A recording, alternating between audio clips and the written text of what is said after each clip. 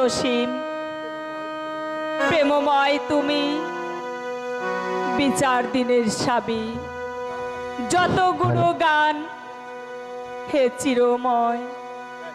তোমারই অন্তর্জামিন, বলো কে বলো কে, সবাকে ছাড়িয়ে তোমার চরণে পরিণতি। হে মেহেরবান খোদা, আমার স্বামীকে তুমি সর্বদাই সুখে রেখো, তুমি সর্বদাই সুখে রেখো। বিবি জান, আপনার স্বামী আব্দুল জব্বার আর আমি দামেস্কের রাজ দরবারে উপবেশন করেছিলাম এজিদের চক্রান্তে এবং রাজ্য লোভে, রাজকন্যা লোভে ভুলিয়া আপনাকে পরিত্যাগ করিয়াছি।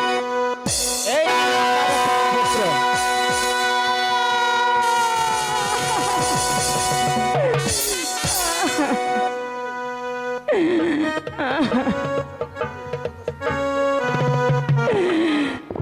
কি কথা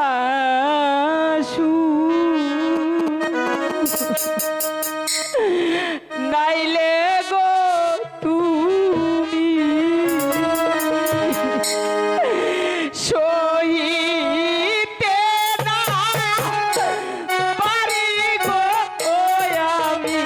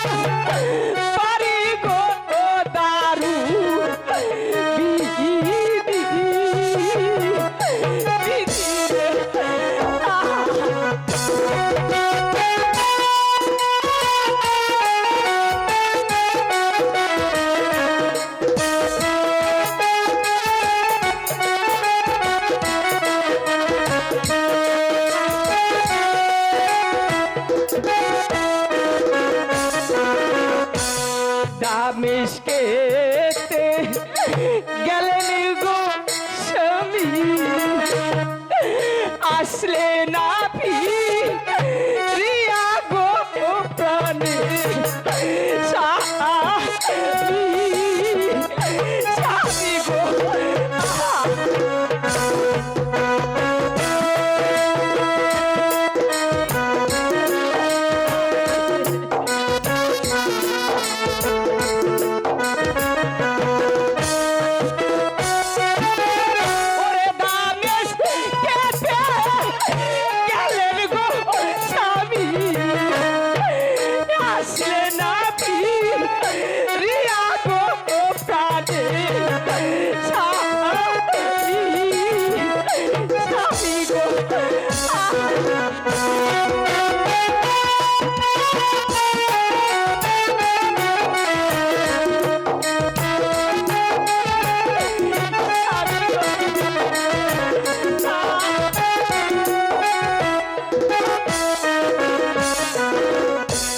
কি দুষ্পায়া ভুলে গো গেলে তুমি তো মানে গো প্রাণে স্বামী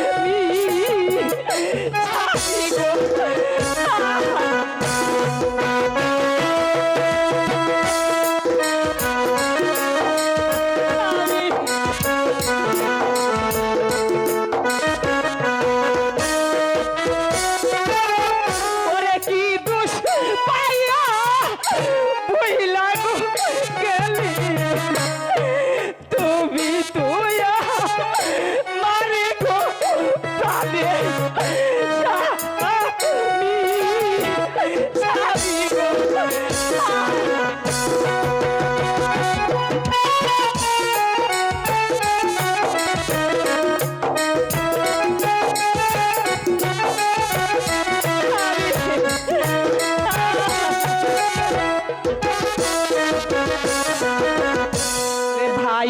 নাইবা দুপুরে নাই গো নাইকা জোরে বায়ু গো প্রাণে স্বামী স্বামী গো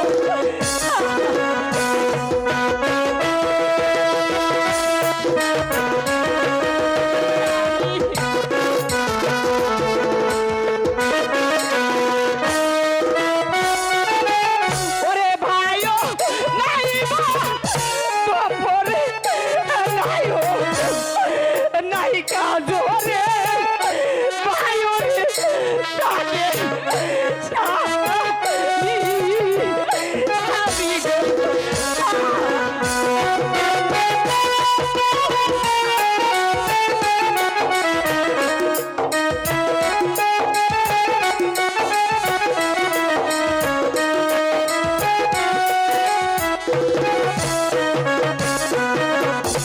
কি করিব কোথায় রে যাব কার ছায়াই না রাবণে প্রাণে স্বামী স্বামী গো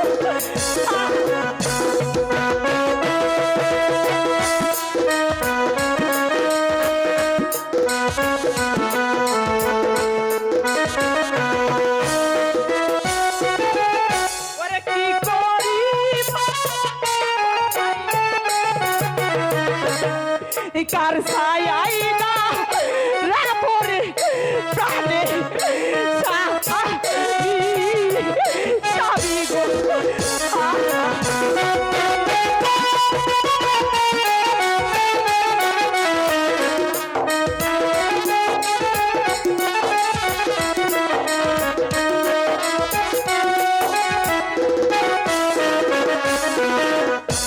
করবা দুষ পায়া গো পরে তালাক দিলে তুমি গো প্রাণে স্বামী স্বামী গো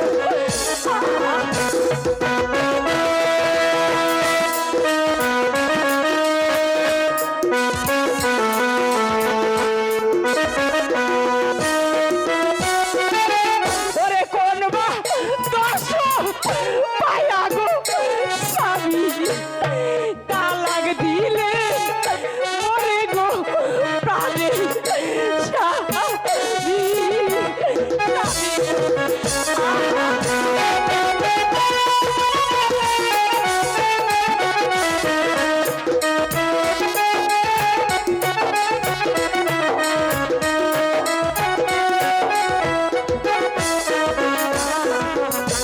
স্বামী আমার আর কেউ রইল না স্বামী আমি যে একা হয়ে গেলাম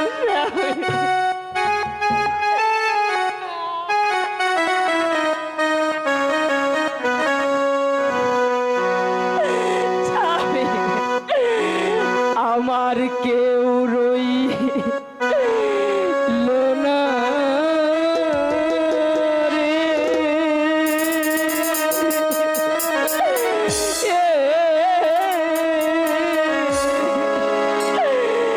এই দক্ষিণের দরদিয়ার কেউ রইল না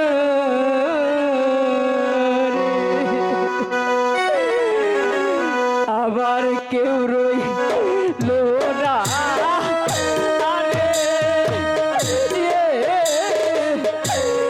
এই দক্ষিণের দরদিয়ার কেউ রইল না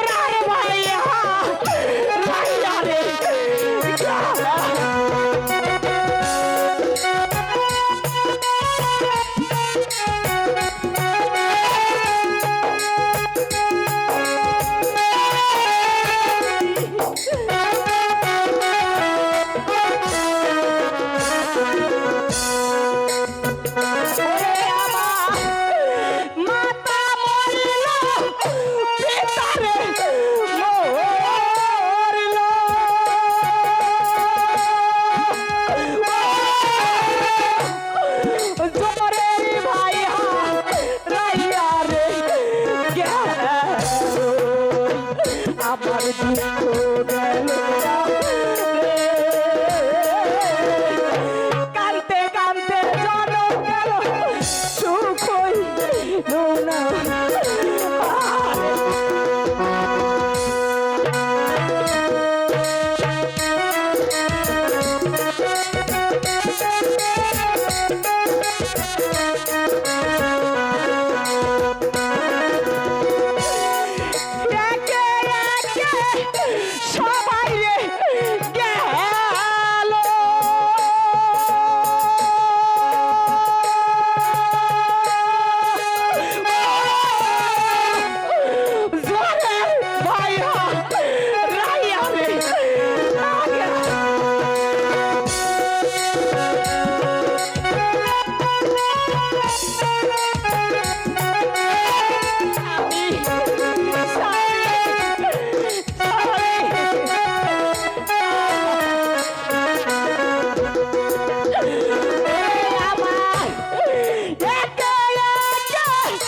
সবাই রে গেল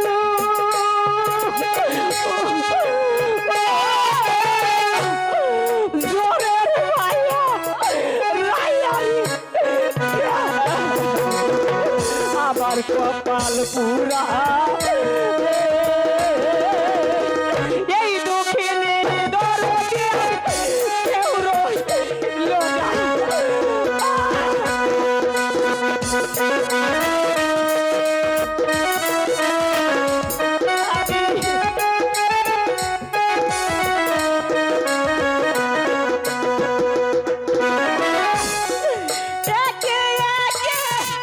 সবাই রে গেল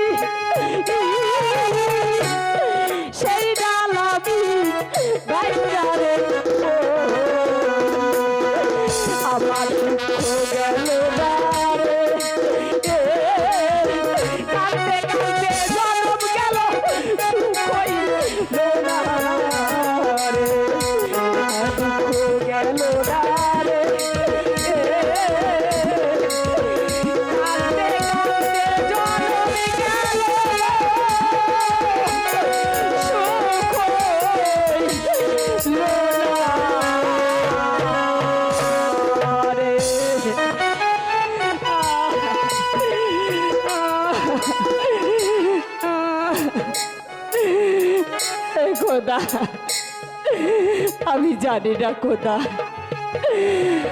আমার স্বামী কোন কারণে আমাকে তালাক দিল। হে খোদা, তুমি কি আমার কপালে লিখেছি? খোদার পাশাতে পরিশ্রান্ত মন শেষ হয়েছে। সত্যি যে উদ্দেশ্য নিয়ে আমি দত্ত কাজে নিয়োজিত হয়ে এসেছি, আপনি একে একে বলি, আপনি শ্রবণ করুন। যদিও আপনার দুঃখ বেদনা এখনো শেষ হয়নি, কিন্তু প্রস্তাবে কোনো ধর্ম নেই। সময় সম্পূর্ণ হলেই কাজ সম্পূর্ণ হবে। আমাদের দামেস্কের অধিপতি মাবিয়ার পুত্র শাহজাহাদিদ আপনার বিবাহের পয়গাম নিয়ে আমি আসিয়াছি। আপনি যদি এজিদকে স্বামী রূপে গ্রহণ করেন, তাহলে হবেন দামেস্কের রাজধানী। রাজ পরিষদে সুখের কোনো সীমা থাকিবে না। অন্যদিকে আকাশ আপনার বিবাহের প্রার্থী। পরিশেষে মাননীয় আলীর পুত্র হযরত হাসানও আপনার বিবাহের পাত্রী। কিন্তু কিন্তু এজিদের ন্যায় ধন সম্পত্তি তাহার কিছুই নেই। এখন কাহার প্রস্তাব আপনি গ্রহণ করবেন, তাহা একমাত্র আপনারই অভিমত। ভাই মুসলিম, ধন সম্পত্তি রাজ্য বা রূপে পদ্মাসী তো আমি নই। দলে লোকেরও মন হচ্ছে বড়, আশাও তাদের বড়। ওই রাজপ্রাসাদের লুবি আমি নই। মনের কথা আপনার নিকট প্রকাশ করিলাম। বিবি জয়নব, ইহাদের অভিমত আমি বুঝিতে পারলাম না। ইহা অপেক্ষা সৃষ্ট আর কি বলতে পারি? যিনি পারম্বিক্ষ রাজ্য রাজা, তিনি যখন আমাকে দাসীর ন্যায় গ্রহণ করতে চেয়েছে, এখন আমার উচিত আমি হযরত হাসানকেই স্বামী রূপে স্বীকার। বিবি জয়নব, আপনি পৃথিবীর কীর্তি স্থাপন করলেন। আপনার এই কীর্তি তো পৃথিবীর স্বর্ণাকারে ইতিহাসে লেখা থাকবে। আপনাকে সহস্রত সবাদ সালাম জানাই। আসসালামু আলাইকুম। আসসালামু আলাইকুম। চল দাসী, আমার স্বামী যখন আমাকে তালাক দিয়েছে, তাই তো এই বাড়িতে থাকা আমার ঠিক হবে না। আমি এক্ষুনি এই বাড়ি ছেড়ে চলে যাব। তাই চলো, চলো দাসী, তুমি আমাকে নিয়ে চলো। তাই চলো।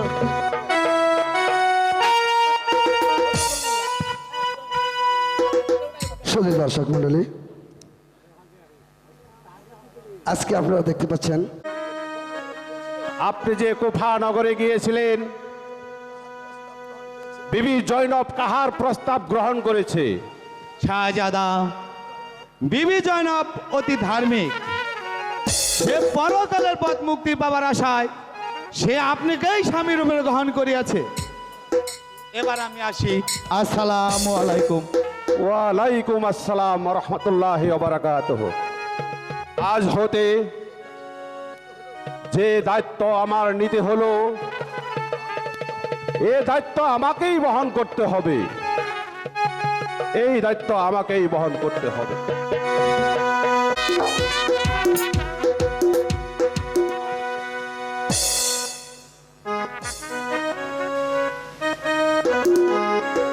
হ্যালো,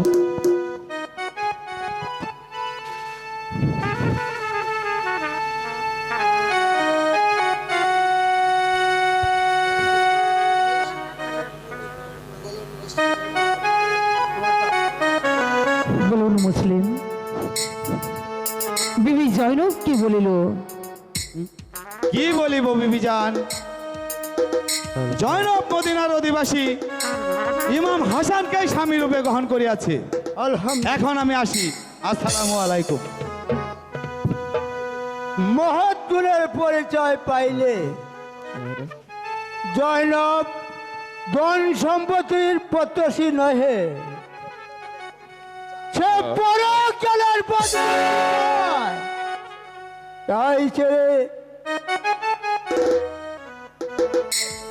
জয়নব ওই হাসানকেই বিবাহ করেছে,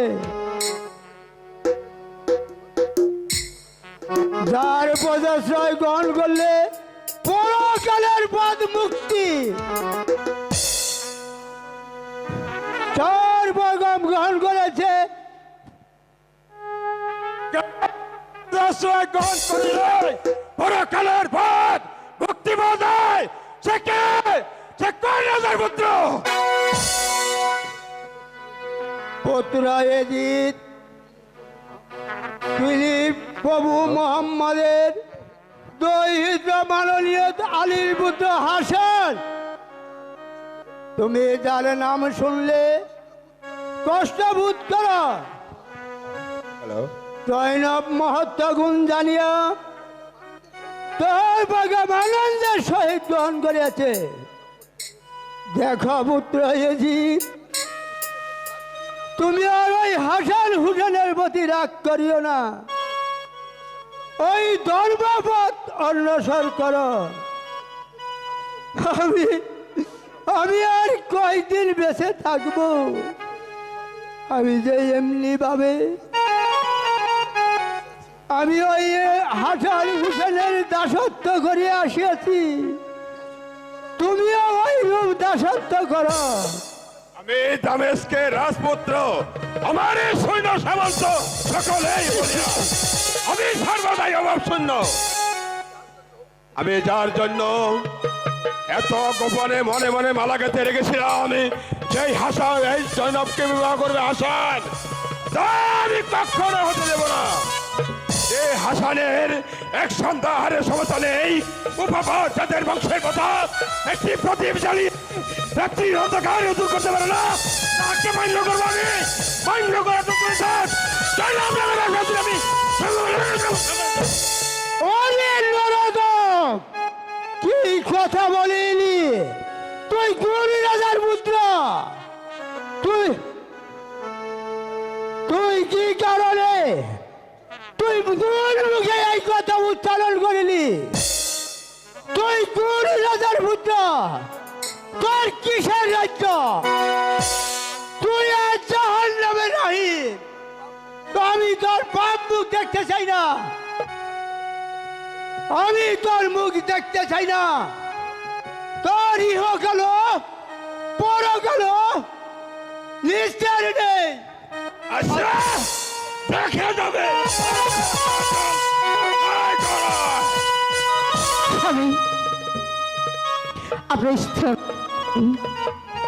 এই রাতে আপনার আরো যে অসুখটা বেড়ে যাবে। অসুখ বৃদ্ধি হয়,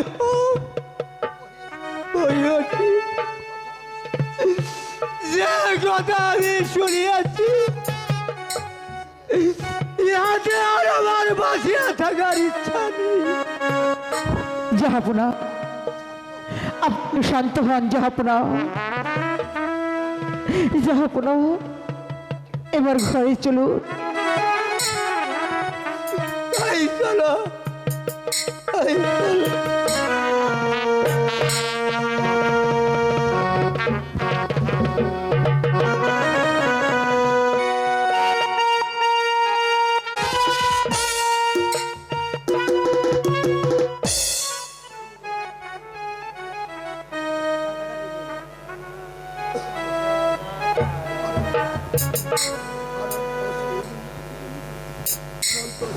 অনন্ত অসীম প্রেমময় তুমি, বিচার দিনের স্বামী, যত গুণগান হে চিরমহান তোমারই অন্তর্যামী।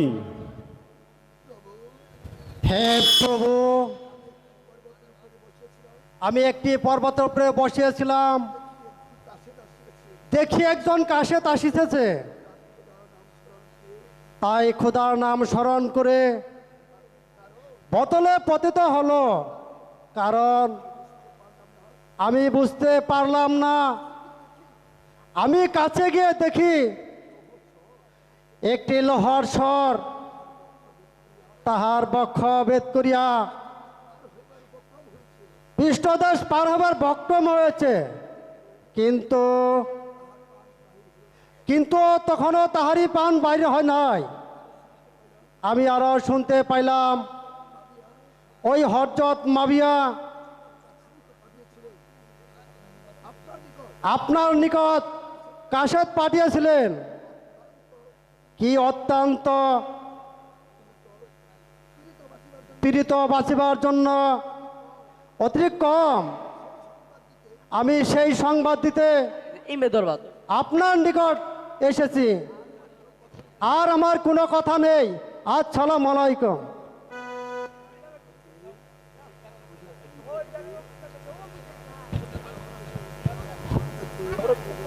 কে ওই ফকির? কেনই বা আমাকে সংবাদ দিতে এসেছিল? ওর কথার সুর ও মুখ আমার অতি সুপরিচিত মনে হচ্ছে। হ্যাঁ হ্যাঁ হ্যাঁ, ও ও আর কেউ নয়, ও আব্দুল জব্বার। কি আশ্চর্য! মানুষ কখন কি হয় তা কেউ বলতে পারে না। হযরত মাবিয়ার কথা যে রূপ শুনিয়াছি, এহাতে বাঁচিয়া আশা যে খুব কম। যাই হোক, ছোট ভাই হোসেনের সঙ্গে পরামর্শ করি, যা করার তাই করব।